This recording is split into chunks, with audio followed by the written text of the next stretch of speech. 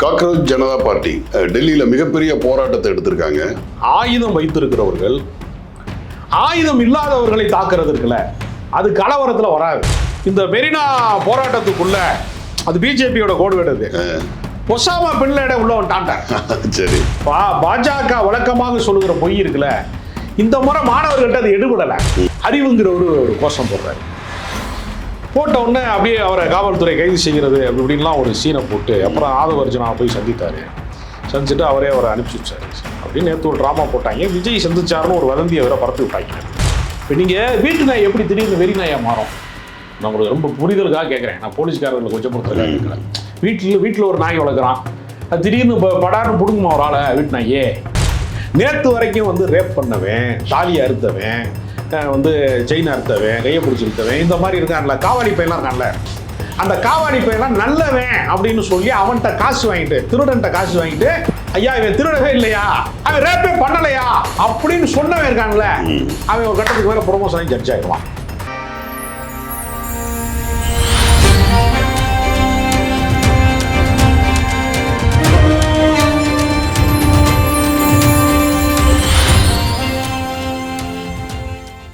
வாகை தமிழர்களுக்கு வணக்கம். இன்றைய கலந்துரையாடலில் நம்முடன் இணைந்திருப்பவர் திரு ராஜகம்பீரன் அவர்கள். வணக்கம். காக்ரோச் ஜனதா பார்ட்டி டெல்லியில் மிகப்பெரிய போராட்டத்தை எடுத்திருக்காங்க. இதில் வந்து கிட்டத்தட்ட ஒரு 20 நாட்களை தாண்டிய இந்த போராட்டத்தில் வந்து இந்த 2 நாட்களாக வந்து ஒன்றிய அரசு மிக கடுமையான காவல்துறை ஏவி, துணை இராணுவத்தை ஏவி மிக கடுமையான தாக்குதலுக்கு உள்ளாக்கப்பட்டிருக்காங்க.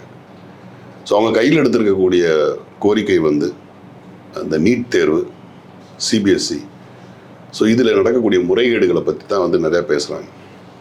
ஸோ ரொம்ப மாணவர்களோட அத்தியாவசியமான ரொம்ப சரியான கோரிக்கை தான் அது. ஆனால் அதுக்கு வந்து அவர்கள் கேட்குற கோரிக்கையும் வந்து கல்வி அமைச்சராக இருக்கக்கூடிய தர்மேந்திர பிரதான் வந்து பதவி விலகணும் அப்படின்னு கோரிக்கை கேட்டாங்க. ரொம்ப நியாயமான கோரிக்கை தான் அது. ஆனால் இதுக்கு செவிமடுக்காத ஒன்றிய அரசு மிக கடுமையான தாக்குதலுக்கு இந்த மாணவர்கள் எதிர்ப்பாங்க. இந்த கலவரத்தை பார்க்கும்போது அப்பாவி மாணவர், சின்ன சிறு பசங்க எல்லாம் ஒரு பக்கம் வந்து துணை இராணுவம் அந்த காவல்துறை வந்து தடியடி நடத்துது, இன்னொரு பக்கம் வந்து பார்த்தீங்கன்னா சிவில் உடையில் யூனிஃபார்ம் இல்லாமல் சில குண்டர்களை ஏவி வந்து தாக்குதல் நடத்துகிறாங்க. எந்த அளவுக்கு நம்ம சிஏஏ போராட்டங்களெல்லாம் பார்த்தோம் இல்லையா, அந்த போராட்டத்தை கலைக்கிறதுக்கு என்ன பண்ணாங்கன்னா இந்த இது போல் வந்து குண்டர்களை, ஆர்எஸ்எஸ் குண்டர்களை வந்து ஏவி விட்டு அடித்து நொறுக்குனாங்க. துப்பாக்கிலாம் எடுத்து சுட்டான் ஒருத்தன். அதை தாண்டி வந்து ஒரு டெல்லியில் ஒரு பெரிய கலவரமே ஏற்பட்டுச்சு, பல உயிர்கள் பலியாச்சு. ஸோ அதே போல் வந்து இப்போ வந்து இந்த எளிய மாணவர்களுக்கு இந்த வார்த்தை மேலே உடன்பாடு கிடையாது. ஆயுதம் வைத்திருக்கிறவர்கள் ஆயுதம் இல்லாதவர்களை தாக்குறது இருக்குல்ல, அது கலவரத்தில் வராது. என் கையில் ஒரு கம்பு இருக்குது, உங்கள் கையில் ஒரு கம்பு இருக்குன்னு 2 பேர் அடிச்சுக்கிட்டா தான் அது கலவர கணக்கில் வரும். ஆயுதமற்ற மக்கள் மீது நடத்தக்கூடிய தாக்குதல் இருக்குல்ல, அந்த தாக்குதலை வந்து கலவரம் என்று சொல்வதன் மூலமாக 2 தரப்பிலும் வன்முறை ஏற்பட்டது, 2 தரப்பிலும் கைகலப்பு ஏற்பட்டது அப்படி ரொம்ப நுட்பமாக ஒன்று சொல்லுவாங்க. நான் ஒரு உதாரணம் ஒன்று சொல்கிறேன். தருமபுரியில் 3 தலித் கிராமங்களை வந்து தீ வைத்து கொளுத்துனாங்கல்ல, அந்த வீடுகள்லாம் கான்கிரீட் வீடுகள் எல்லாம் தீப்பிடிச்சு எரிஞ்ச மறுநாள் தமிழக மக்கள் ஜனநாயக கட்சியினுடைய தலைவர் KM ஷரீப் வந்து அவர் தலைமையில் ஒரு மனித உரிமை செயல்பாட்டாளர்கள், அவருடைய அமைப்பு சார்ந்தவர்களோட சேர்ந்து நான் அந்த களத்துக்கு போனேன். அப்போ என்ன பண்ணுறாங்கன்னா, வன்முறை வந்து உள்ளே நிகழ்வதற்கான அந்த சூழல் இருக்குல்ல, முதல் கட்டமாக, அதாவது கும்பலாக வந்து லாரியில் வந்து கேஸ் சிலிண்டரெல்லாம் அவங்களே திறந்து விட்டு தீ மூட்டுறது இருக்குல்ல, ஒவ்வொரு வீடுகளும் தீக்கிரை ஆக்கப்படுவதற்கான வன்முறை களம் இருக்குல்ல, அந்த வன்முறையாளர்கள் வெறியாட்டத்துக்கு வந்து உள்ளே வந்து அத்துமீறி நுழைஞ்சாங்கல்ல, நுழையும் போது காவல்துறை கிடையாது. எரிச்சு முடிச்ச உடனே எதிர் வன்முறை வராமல் இருக்கிற காவல்துறை போடுவாங்க. இதில் ஒரு நுட்பமான விஷயம் இருக்கு. ஆனால் என்ன சொல்லுவாங்கன்னா, கலவரக்காரர்கள் 2 தரப்புக்கு நடந்த மோதலிலே அப்படிம்பாங்க. 2 தரப்புக்கு நடந்த மோதல்லாம் இவன் தாக்கவே இல்லை, திருப்பி தாக்குவதற்கான வாய்ப்பே இல்லாதவன். அவன் சாதாரணமாக குடும்பஸ்தன், சாதாரணமாக அவன் வீட்டில் புள்ள குட்டியோட வந்து இப்போ பொழப்பு முடிச்சுட்டு வந்து சாப்பிட்டோமா தூங்கணுமா அப்படி வாழ்றவன். அவன் எதிர் தாக்குதல், இப்படி ஒரு தாக்குதல் நடக்க போதுன்னு அவனுக்கு தெரியாது. இன்னைக்கு எல்லா இடத்துலையுமே இந்த அரச பயங்கரவாதம்னு ஒன்று இருக்குது. தனி மனிதன் வந்து ஒருத்தனை குத்திட்டான்னு வச்சுக்கோங்களேன், அவனை கைது செஞ்சு கொலையாளின்னு சொல்லுவாங்க.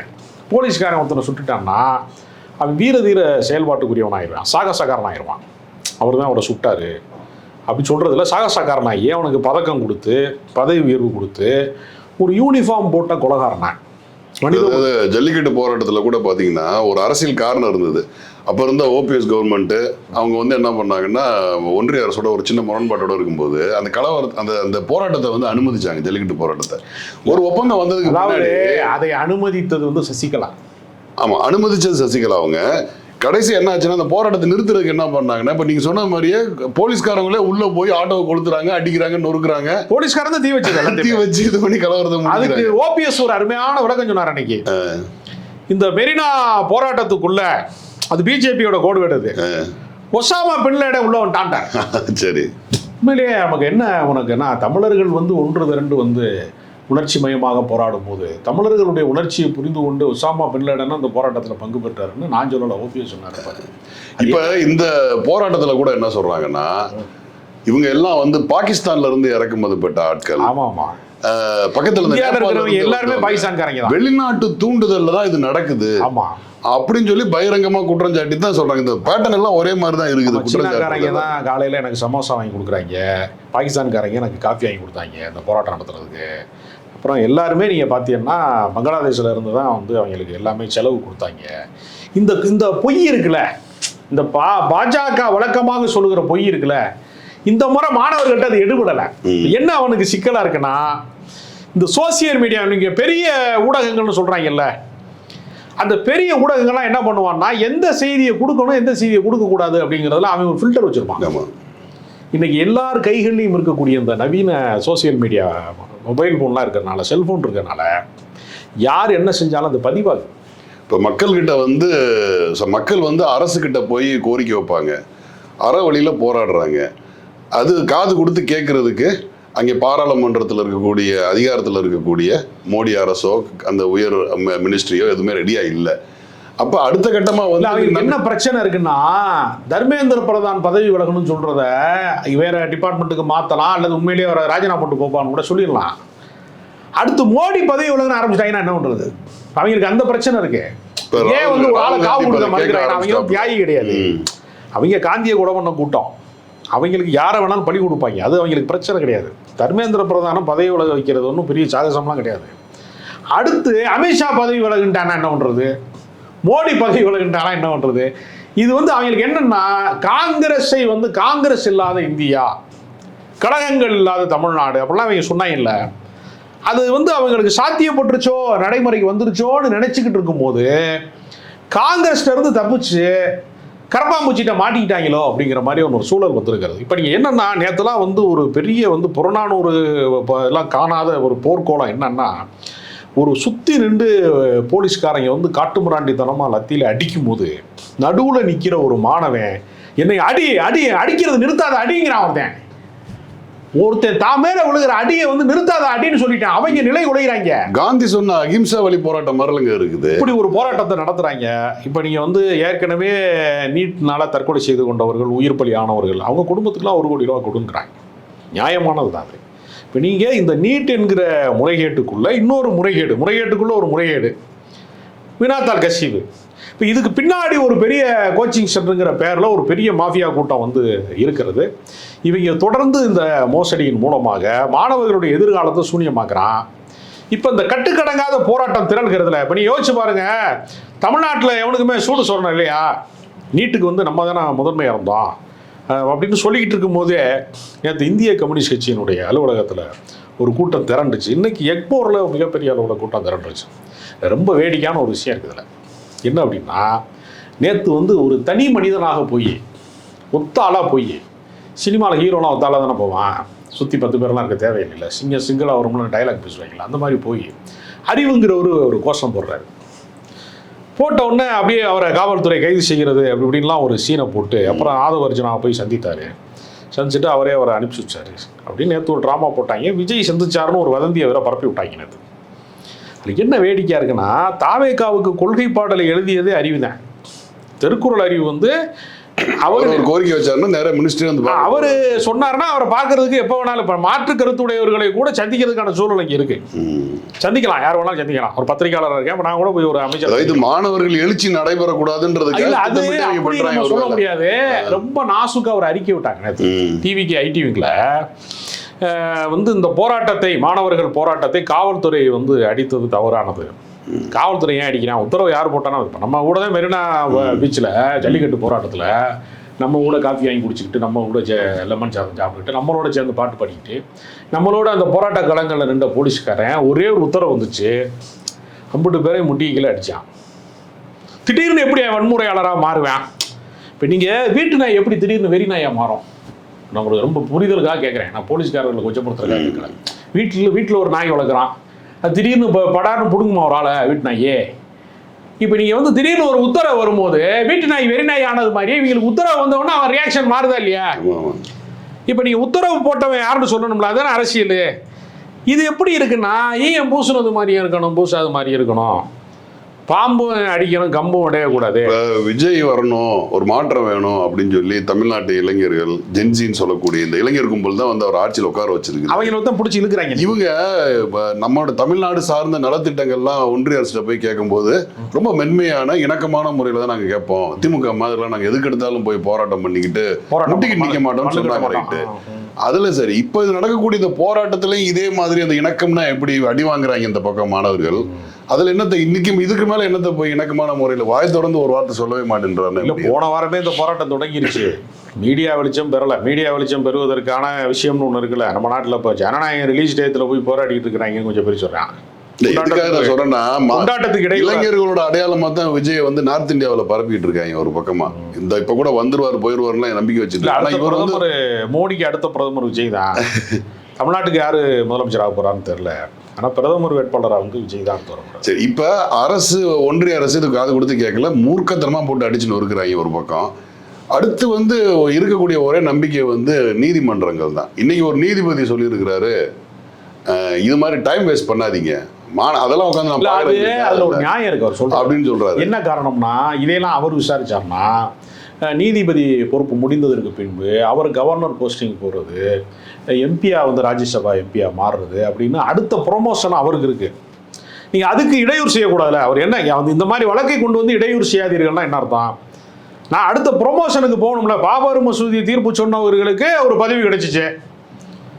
அது மாதிரி பல ஆளுநர் பதவியெல்லாம் காலியிடம் இருப்பதை நிரப்புறதுக்கு முயற்சி பண்ணிட்டு இருக்கும் போது குறுக்க வந்து இந்தவங்கெல்லாம் போராடுறாங்க அப்படின்னு சொல்றது இருக்கு இல்லையா? இதைத்தான் தந்தை பெரியார் சொன்னாரு, உச்ச நீதிமன்றம் என்று நீங்கள் சொல்லுவது உண்மையிலே உச்ச நீதிமன்றம் கிடையாது, அது உச்ச குடிமைகள் மன்றம் அப்படின்னு ஒரு முறை சொன்னாரு. அப்ப ஐயா அப்படி ஏன் சொல்றீங்க அப்படின்னு கேட்டப்ப அவர் ரொம்ப விளக்கமா சொன்னாரு, நேற்று வரைக்கும் வந்து ரேப் பண்ணவன், தாலி அறுத்தவன், வந்து செயின் அறுத்தவன், கையை பிடிச்சி இழுத்தவன், இந்த மாதிரி இருக்கான்ல, காவாடி பையெல்லாம் இருக்கான்ல, அந்த காவாடி பையெல்லாம் நல்லவன் அப்படின்னு சொல்லி அவன்கிட்ட காசு வாங்கிட்டு, திருடன்ட்ட காசு வாங்கிட்டு, ஐயா இவன் திருடவே இல்லையா, இதுக்கு எந்த ஆதாரம் கிடையாது, நீ இவனை போய் நீங்கள் திருடங்கிறிய, அந்த பிள்ளைய அவன் கையை பிடிச்சி இழுக்கவே இல்லையா அப்படின்னு ரேப் பண்ணவன்ட்ட காசு வாங்கிட்டு, அவன் ரேப்பே பண்ணலையா அப்படின்னு சொன்னவன் இருக்கான்ல, அவன் ஒரு கட்டத்துக்கு மேலே ப்ரொமோஷன் ஜட்ஜ் ஆகிடுவான். இப்போ நம்ம மைலாட் யாரு, நேற்று வரையும் கையை பிடிச்சி இழுத்தவன்ட்ட காசு வாங்கின வக்கீலாக இருக்கான்னா அவன் ஜட்ஜான முன்னாடி மைலாட் கடவுளாயிடுறான். திடீர்னு கடவுளான உடனே நீங்க என்ன சொல்றாங்க, நீதிபதிகளை விமர்சிக்க கூடாது, அவமதிப்பு, நீதிமன்ற அவமதிப்பு. நேத்து வரைக்கும் இந்த களவாணி பேர்லாம் என்ன நினைப்பான், நம்மகிட்ட தான் காசு வாங்கிட்டு போனேன், நான் திருநெல்வேலியில பாதி கொடுத்தேன் சொன்னேன் அவனுக்கு அப்படி சொல்லுவானா சொல்ல மாட்டானா? நான் ரேப் பண்ணதுல அவன் தாலி அறுத்தது செயின் அறுத்ததுன்னு கொடுத்துருக்கப்பா அவனுக்கு காசு, அவனை திடீர்னு வந்து அவனை ஜட்ஜ் ஆகிட்டான்ப்பா அவன் அப்படின்னு ஒரு அக்யூஸ் நினைப்பானா இல்லையா? அப்போ நீங்க ஜட்ஜா இருக்கிறவங்க எல்லாருமே அந்த நீதி தேவதையின் கண்கள் கட்டப்பட்டிருக்குல்ல, அதுக்கான யோக்கியதையோட நீங்க நீதிமன்றத்தில் வந்து தீர்ப்பு ஒழுங்குவதற்கான யோக்கியதையோட இருக்கணும்னு ஒன்று இருக்குல்ல. அப்போ உங்களை விமர்சிக்கவே கூடாதுன்னு தான் நாங்கள் விரும்புகிறோம். நாம் யாரும் விமர்சிப்பதை விரும்பலை. பெரியார் சொன்னது மாதிரி நேற்று வரைக்கும் அக்யூஸ்டுகளுக்கு வாதாடினவன் ஜட்ஜ் ஆகிட்டான்னு நம்ம சொல்ல விரும்பலை. அவர் சொல்லியிருக்கிறார், ஆனால் பெரியார் சொல்லியிருக்கிறார். அதை உறுதிப்படுத்துகிற விதமாக நீதி அரசர்கள் நடந்து கொள்ளக்கூடாது. ஏன்னா ஒருத்தர் சொல்றாரு, நான் அரசியல் சாசனப்படிலாம் நான் தீர்ப்பு சொல்ல முடியாது, நான் சனாதனப்படி தான் நான் சொல்லுவேன் அப்படின்னு ஒருத்தர் சொல்றாரு. அப்போ ஒரு நியாயமாக என்ன செய்யணும், அவர் தகுதி நீக்கம் செய்யப்படும். இப்போ இங்கே அவரை எளிதாக தகுதி நீக்கம் செய்ய முடியுமா? அதுக்கு வந்து பார்லிமெண்ட்லாம் கூடி எம்பிலாம் சேர்ந்து அதுக்கு ஒரு பெரிய கமிட்டி வச்சுருக்காங்க. எளிதாக வந்து யாரையும் நீக்க முடியாது. அப்போ நீ என்னன்னா உயர் பதவிகளிலே போய் உட்கார்ந்து கொண்டு சாதாரண மனிதர்கள் செய்ய கூச்சப்படுகிற தவறுகளை எல்லாம் ரொம்ப பிரமாதமாக செய்யக்கூடிய ஒரு அதிகார அமைப்புக்குள்ளே போய் பல பேர் ஒளிந்து கொள்கிறார்கள்.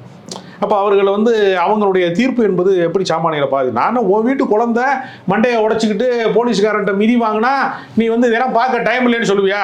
இப்போ ஜட்ஜோட பையன் போய் போராடுறாரு, அவர் போலீஸ்காரன் மண்டையை உடைச்சிட்டான், காலை உடைச்சிட்டாங்க, அல்லது நெரிசலில் ஒரு செத்து போயிட்டான், இதுக்கெல்லாம் எனக்கு டைம் கிடையாது அப்படின்னு ஒரு ஜட்ஜ் சொல்ல முடியுமா? ஒரு ஜட்ஜுக்கு மனிதாயமானம் இருக்க வேண்டாமா? சட்டம் மட்டும்தான் இருக்கணுமா? சட்டத்திற்கு எதிரானதானே நடந்துட்டு இருக்குது. இல்ல பல வன்முறை தாக்குதல் என்பது இது காந்தி தேசங்க. ஒவ்வொரு நீதிமன்றத்திலையும் காந்தியின் படம் இருக்கிறது, அண்ணல் அம்பேத்கர் போன்றவர்களுடைய படத்தை வச்சிருக்காங்க. அப்ப நீங்க வந்து இது காந்தி தேசம், இது கோட்சேக்கள் வந்து இன்னைக்கு கொலைவெறி தாக்குதல் நடத்தும் போது ஒரு காந்தி தேசத்துல இந்த கதறல் சத்தத்தை வந்து நான் கேட்க மாட்டேன், 2 காது எனக்கு அடைச்சிருக்குன்னு சொல்றதை நம்ம எப்படி நீதியினுடைய குரலாக பார்க்க முடியும் அப்படிங்கிற ஒரு பெரிய கேள்வி இருக்கிறது. இதையெல்லாம் கேட்டா நீதிமன்ற அவமதிப்புங்கிறாங்க. நீதியை அவமதிக்கலாம், நீதிமன்றத்தை தான் அவமதிக்கக்கூடாது, நீதியை அவமதிக்கலாம் அப்படிங்கிற ஒரு இடத்தை நோக்கி அந்த நாடு நகர்வது என்பது மக்கள் பார்த்து கொண்டிருக்கிறாங்க. இறுதி எஜமானர்கள் மக்களுடைய வரிப்பணத்தில் ஜட்ஜு சம்பளம் வாங்குறாரு, ஜட்ஜு போற காரு மக்கள் வரிப்பணம், நான் கட்டுற வரிப்பணத்தில் ஜட்ஜு கார்ல போறாரு. இலவசங்களே கூடாதுன்னு சில ஜட்ஜுகள் சொல்லுவாங்க தெரியுமா? யாருக்கு சொல்லுவாங்கன்னா இந்த ஏழை எளிய மக்கள் வந்து சாமானிய மக்களுடைய நலத்திட்டங்களுக்கு சொல்லுவாங்க. அவன் போற கார் ஓசியில் தானே போறான், அந்த கார் மக்கள் வரிப்பணத்தில் என்ன மக்கள் வரிப்பணத்தில் தானே அவங்களுக்கு கொடுக்குறாங்க. நீ வந்து மகளிர் உரிமத்தை கொடுக்குறாங்க, இந்த மாதிரி உதவித்தை கொடுக்குறாங்கல்ல, அது மக்கள் வரி பணம் தானே. அப்போ ஜட்ஜுக்கு கார் ஓட்டுறவன் கொடுக்குற சம்பளமும் மக்கள் வரி பணம் தானே. அப்போ நீ ஓசியில் எதுக்கு போற? நீ சம்பளம் வாங்குற, நீ தனியாக டிரைவர் போட்டுக்கன்னு சொன்னா ஒத்துக்குறாங்களா?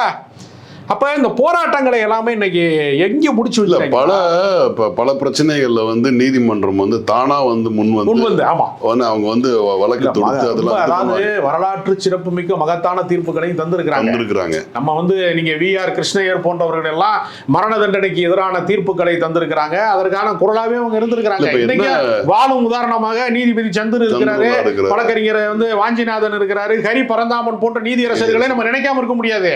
ஆனா நீதியரசர் போர்வைக்குள்ளே ஒளிந்து கொண்டு RSS காரர்களும் இருக்கிறார்கள், பாஜக காரர்களும் இருக்கிறாங்க, பாசிஸ்டுகளும் ஒளிந்து கொண்டிருக்கிறாங்க, சனாதனவாதிகளும் ஒளிந்து கொண்டிருக்கிறாங்கிற ஒரு மோசமான ஒரு நிலைமை இந்த நாட்டில் இருக்கு.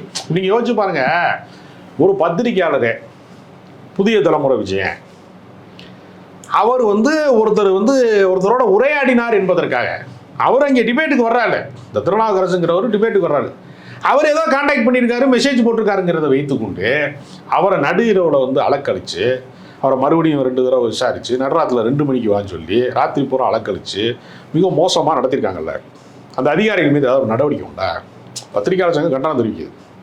அதில் பெரிய கொடுமை என்னன்னா, அந்த விஜயன் ரொம்ப பயந்த உண்மையான சுபாவம் உடையவர் இல்ல. இந்த காவல்துறைக்கு பொறுப்பா இருக்கக்கூடிய முதல்வர் அட்லீஸ்ட் அவராது குறைந்தபட்சம் வந்து இது வருந்தத்தக்கதுனால ஒரு வார்த்தை சொல்லி ஒண்ணுமே இல்லையே. இங்க ஒரு மாற்றுத்திறனாளி அடிச்சு கண்டன அறிக்கை கிடையாதுங்க. ராகுல் காந்தி கைது செய்வதற்கு கண்டன அறிக்கை கிடையாது. கூட்டணியில இருக்கிறாங்க, கூட்டணியில வேற இருக்காங்க. கேட்டா நாங்க தான் பாஜகவுக்கு நாங்க தான் கொள்கை எதிரிங்கிறாங்க. இதே இடத்துல திமுக இருந்திருந்தால் கண்டனம் தெரிவிக்காம இருப்பாங்களா? ஒரு கேள்வி இருக்கிறது. போன கவர்மெண்ட்ல லாக்அப் மரணத்துக்கு அப்ப சிஎம் வந்து போன் பண்ணி சாரி கேட்டதை அந்த மன்னிப்புன்னு ஒரு தார்மீகமா கேட்கறதே ரொம்ப கொடூரமா விமர்சனம் பண்ணி கேலி பண்ணி கிண்டல் பண்ணாரு. இன்னைக்கு இந்த ஒரு மாற்றுத்திறனாளி வந்து அடிச்சு கொல்லப்பட்டிருக்காங்க, ஒரு சாரின்ற ஒரு வார்த்தை கூட இல்லை. இந்த அளவுக்கு தான் இவங்களோட இது இருக்கு. இப்ப போராட்டத்தை பத்தி பார்க்கும்போது இந்த மாணவர்களுக்கு கடைசியா இருக்கக்கூடிய ஒரு புகலிடம் வந்து நீதிமன்றம் தான். இப்ப நீதிமன்றமும் இப்படியான கொடூரமான ஒரு வார்த்தைகளை விடும்போது இந்த மாணவர்கள் அதுக்கு விரக்தி அடைய தேவையில்லை. விவசாயிகள் வந்து அணி திரண்டு வர்றாங்க. இல்ல இதுல பாத்தீங்கன்னா ஒரு இடத்துல கூட அரசியல் இல்லைங்க. இந்த மாணவர்களோட எழுச்சியில ரொம்ப குறிப்பா அவங்க ரொம்ப போக்கஸ்டா இருக்கிறாங்க.